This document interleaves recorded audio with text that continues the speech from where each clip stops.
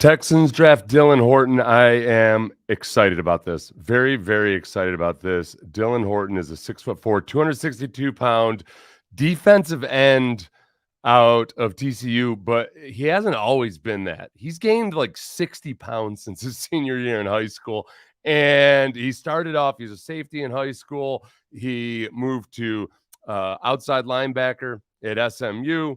Then he transferred after a couple of years, goes with Gary Patterson playing a stand-up defensive end. And then last year, for the first time, really becomes a true hand-in-the-dirt defensive end. And you can see it in his play. When I first started watching him, I thought, okay, why this guy? I didn't know anything about his backstory. And I thought, this guy's kind of clunky for being as athletic and strong as he is. Clunky, I mean, and just not quite as smooth and fluid all the time as you'd expect him to be. And it makes sense, especially when you consider this year, he started off slower, got stronger towards the end. He's a guy that's still coming into his own as a defensive lineman. So the Texans draft him today. We'll relive the magic of Ignacio Arroyo. Can you guys tell me who he is in the comments? Because all these influencers and everybody else, I feel like there's people that are just super famous, but because I'm an old, I don't know who they are. With the 109 pick in the 2023 NFL Draft, the Houston Texans select Dylan Horton, defensive end from Texas Christian University. Go Texans!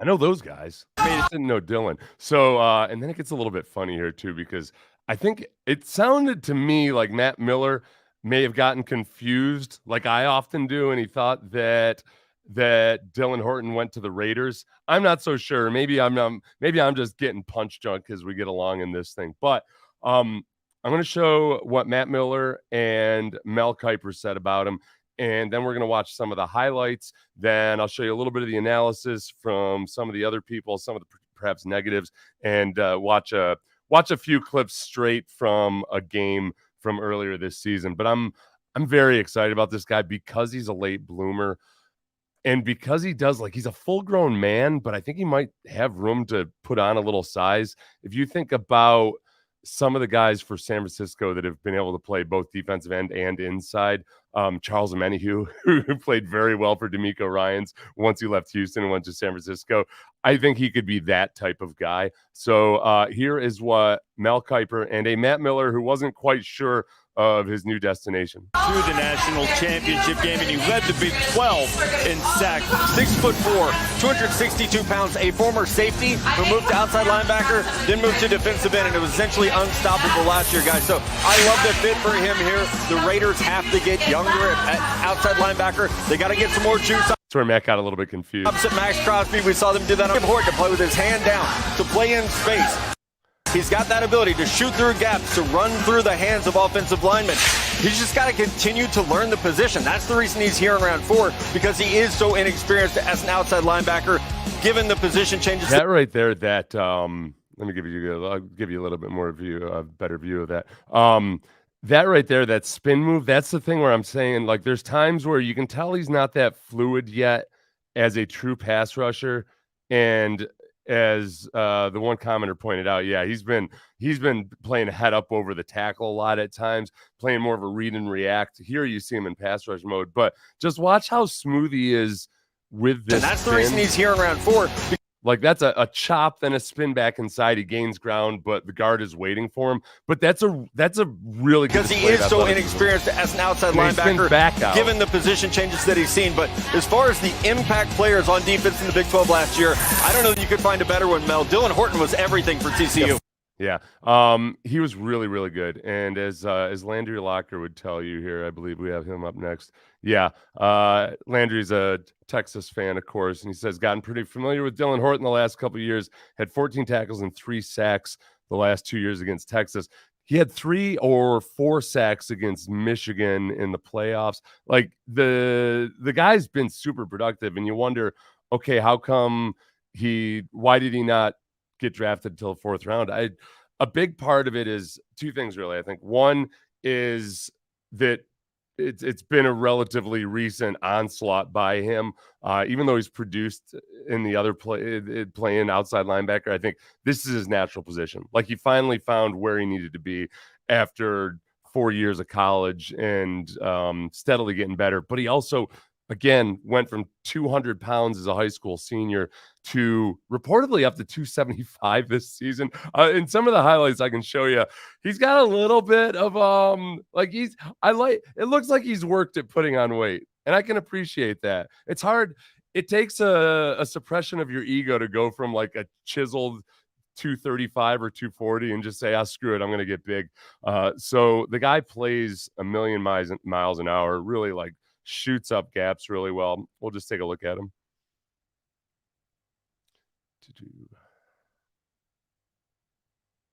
The penalty, what they wanted to do here with their formation. And it's Philly special, their version of it. Loveland broke a tackle, but he's in trouble. Colston Loveland. Josh Newton ran. So that's all. Stayed at home, covered the receiver. Look at the top here. I mean, this is him running to the sideline, finally making the play. D. Winters, who's had a brilliant first possession with excellent defense by TCU. They weren't fooled by the trick play, and they stayed home and made it. Like, and I've seen people say that he struggles to readjust to make the final play, and I think sometimes, especially when he's out in space like that, that's about as good as you want to get out of a guy who I'm guessing is going to end up around 285 pounds. Like he doesn't need to be an in-space athlete. I think he needs to be old school barroom brawler. Like he's got heavy hands. McCarthy under duress. Swung down back in mid. The penalty, he's going to come untouched right into the pocket. And then if you look at the right defensive end here, I think this is Dylan Horton's going to finish off the play.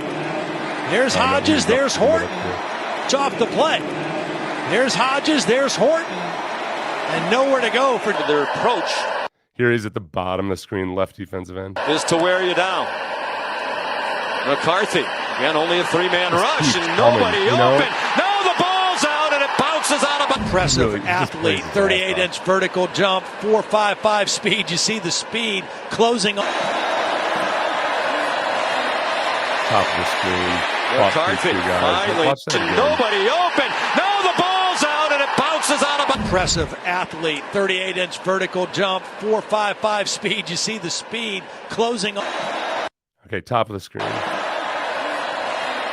That right guard just sitting there waiting for him. Like, honestly, threw it away. Like, look at that right guard. What are you doing? Given a lot of time. But against that three-man left the tackle box. So because he was not outside the tackle box, right back he in. doesn't have the ability to throw this away like that. It wouldn't have mattered even if he yards. hadn't Sanders under pressure is pass batted down. Easy when they bring pressure. This time. So same play here. He's the left defensive end on the right of our screen. I think the fact that he was a safety and outside linebacker, it might also have this J.J. Watt type knack for getting his hand in front of the ball. Second and long, an unblocked linebacker and Hodges and Spencer Sanders. On first down. Where's the win and take it immediately. First down and 10 to the 20-yard line for Morton. And Morton in trouble. Morton will go down behind the line of scrimmage again. Going to rush. Three guys. So he's the right defensive end here. Drop 8 into coverage because what are they expecting? They're expecting exactly what I was talking. He'll line up in the slot to the right. They get the snap off in time. A man comes off the edge. Clean for a sack. Dylan Horton. Atkins going to take off. We're going to get a couple here before he gets taken down. In a single season. Oh, this is the Ratchet highlights. I meant for the California YouTube highlights to be on here. Tonight. This is 3rd and 10 for Texas. Yours is going to be smacked. Is that another? Let's see. He's left defensive end here, and you see where he's lined up, like the commenter was saying earlier, lined up inside. You know, he's an interior. Even though it's a defensive end, they have a 3-man front, and it ends up being like a interior offensive lineman a lot of the time. Something a lot of these guys have done. Like Will Anderson has done that. He's not going to be expected to do that. Where I think that he's going to be able to he's going to be able to do this because I expect him to get up to like 285, where Will Anderson just needs, he can stay right at his current body weight. 3rd and 10 for Texas. Yours is going to be smacked to the ground. That was Dylan Horton At right guard out here in this There he is again, same play. atmosphere, going up against a really talented that they have to offer in Dylan Horton. And I don't even think you saw him. He got in there. He plays with a wingspan that's a lot. He plays with a wingspan that's, I guess he's got a deceptively big wingspan. He's 6'4", but he really envelops people. He does a really good job, and that's going to get smoother. I'm really excited about the way he plays. I watched him at the Senior Bowl. It looked like he was holding his own against those guys. This is where I get a little bit confused, and I think maybe why he also didn't go until the 4th round. College Football Freaks list 2022. This is Bruce Feldman. He does this list where it's kind of physical freaks, and he talks about our guy in here, and it's just a little bit confusing. He says the new Horned Frog staff loved what it saw from this spring, and pro scouts really liked him too. Horton was good last year with 9 TFLs and 4 sacks, but expect him to be a lot better in 2022. This was headed into 2022. 6'4", 279, a high school safety who excelled in basketball and is a high jumper. Vertical jump 38 inches, broad jump 10 foot. Also clocked a 4.55 40. And power clean 400, squatted 700, et cetera, et cetera. The thing that's a little bit confusing about that is if you look at the spider chart here, which I love to look at these things, he's not quite, he didn't test as well in the things that he did test. He didn't run at the combine, but his bench press was in the 11th percentile. That doesn't mean 11 reps there. That just means the 11th percentile. And for a lot of the other metrics, like his vertical and his broad jump, it wasn't overly impressive. The bench press doesn't really jibe with what I've seen on film. Like, he looks like a strong dude. So maybe he's not a good tester. Maybe he was injured. He didn't run. And I think it might be as simple as that. For a guy there's not a huge track record on, they might just feel like teams wanted to see more of him and didn't know exactly how he'd fare as an interior defender. I think he is a D'Amico type of guy. Like I said, he's got heavy hands, like he's swinging a framing hammer when he hits people, and he can attack edges. He doesn't really bend as much as he just kind of bludgeons people when he comes around the corner. Like if you're a car taking a corner, he would lack the ability to hit it the right way. So he would just instead just go up over the curb, and that's fine because he's strong enough to do it. I think maybe a sleeker Charles Omenihu is what we're looking at, hopefully. So John Harris had said this.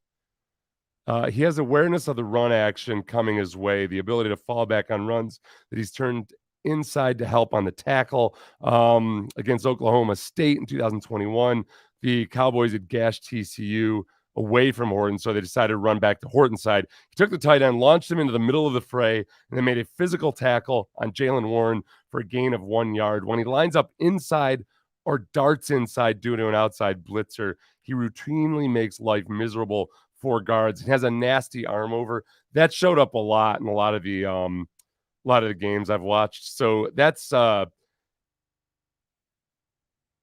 see. Here we go. All right, this is the TCU versus Oklahoma. He's at the top of the screen. Let me turn the volume down on this a little bit. RG3 did a good job commentating this game. I watched these guys this morning. But we're going to watch every play from the first half. You get a better feel for the consistency of him and a couple of his bad plays. I've got, but if you watch right here, he did such a good job. Again, lined up inside on that 3-man front. Look at a 7 technique or a 5 technique. Heads up field, back's going to chip him. Arm over, back under. Even with the ball getting out quick, he got his hand in the lane. Here is the left defensive end again. The ball goes away from him. Left defensive end, he was in a 2-point stance to start this. They weren't really set. The defense wasn't. Nothing you could do there. Left end again here. Upfield pass rush. You saw the pursuit there, and he makes a lot of plays in pursuit, chasing guys down. Like, he's got a very, very good motor. And if you watch in this game, this Oklahoma game, Oklahoma gets the ball off so quickly, like between snap. They're just up tempo all the time. And he's still running, chasing, getting downfield. Left end again here. Tight end trying to block him. Great point. You see that a lot. You know, that the tackle and the tight end are trying to combo him there, and he just doesn't really give any ground at all. Left defensive end here again. First took over. Winter said, "You're talking to him right now." That was nice. That ball just came out fast. He was up and You're used to coming seeing on the back. sidelines, going back to Chasing Clemson. backside here, making the play. I'd say like half his tackles in some of these games came from pursuing backside. Like in the past. Gabriel. Got chip blocked, kept fighting. Sometimes he gets, if you watch this last play, sometimes he gets a little stuck. Like this is where sometimes his inexperience shows through. He'll kind of stop his feet instead of keeping them moving continuously, but it's not for like lack of effort or anything or lack of a motor. It's just, I think he's in some ways just still raw as a defensive end playing down inside like that. Left end here again, fought through double team. Left end here. Left end here. You see the guard, the tackle gets off a little bit of an advantage to the line of scrimmage, fights through it, gets up into the muck there, still a part of the tackle. Oh, that was the one where the offensive lineman actually held him so bad. The offensive lineman held him and yanked him back into the tackle. And that 3-3-5. And you see, I want to see, if you look at his stance here, if I can not go back too far, like that stance right there, it's hard to produce as a pass rusher with that stance. You're squatting down, you're ready to play the run. It's not like that track stance where you're getting upfield. When guys get into the NFL, it's funny in a lot of ways. Like disciplined college guys have to learn how to be a little bit more selfish. It's not selfish because this is what they want you to do, but to just get upfield. And that's what D'Amico's going to want him to do. It's what he's going to want Will Anderson to do. And I think that's where some of the untapped upside is. 3-5. That one he got worked a little bit. And there are times where, and again, I think playing down in there where everything's very fast and very violent, and maybe more so than he did under Patterson's defense. And some of you guys, TCU guys, can chime in on that, just how different it was. This is college football. You can get back into a game like this and just always fighting. Don't abandon your full offense. Gabriel slides in, seemingly. Left end here. If you see, the tight end is going to block down on him as the tackle pulls around. He got sloppy with his hands there. That's an awareness issue. There are times where I think he still looks like a young guy in terms of awareness. He's got to learn how to anticipate some of this stuff. That comes with a lot of that happens in the NFL too. You just start to get a better recognition of plays, tendencies, all that. See, I'll credit the tight end here because it looked like Darryl knew what was coming, or knew what block was coming. He just got sloppy with his hands. In tears down there. Oklahoma. I called him Darryl, didn't I, Dylan? And now we got our first look at Davis Bevel. Slanting inside. When he slants, when he's on movement and blitzes, he does really well. They certainly need one. Back in the day. Electing to like right there, he's cut inside, got upfield, didn't make the tackle, but he very much affected it. I'll just play a couple of, these are Lance's negatives on him. Because remember, Lance does a really good job of listing the positives and negatives. So Lance had said, concerning lack of anchor as a run defender. I think that's fair. I haven't watched as much on him yet, but I can see where, especially I think maybe earlier in the season, his lack of bend and pad level, which he's going to have to really learn how to do, can hurt him and get him caught off balance a little bit. Lance Zierlein also said he might lack the requisite lower body bend and short area quickness to hold his own as a run defender. I think that's fair. And Lance had a lot of positives to say about him too. I'm not trying to act like Lance is the negative one or anything. That's what happens with Lance though. Lance will write 17 paragraphs about why a prospect is good, but his mother, that kid's mother, is going to send the one snippet that of a critique Lance had, and that's what he ends up hearing about. So that's why I could never make it in that world. I would get too agitated. Run defense got a lot better. That's what Lumineer says. I just assume you're a horned frog. Robert Kerbishian, Horton looks like a younger, your average rotational lineman, not much burst or initial pass rush juice, but a high motor and good versus the run. That's what you know what though? I'm not going to argue with you, Robert. I want to watch more on him. I think that partly, and I say the same thing about Tyree Wilson, there are some guys who are not meant to rush out of a 2-point stance, and yet they will in college. And then when they're in a 3-point stance, a lot of times, just like we saw right there with Horton, they're more in a read and react run defense mode. And I just always try to look and see in those moments when they are just trying to get upfield and get across the line of scrimmage.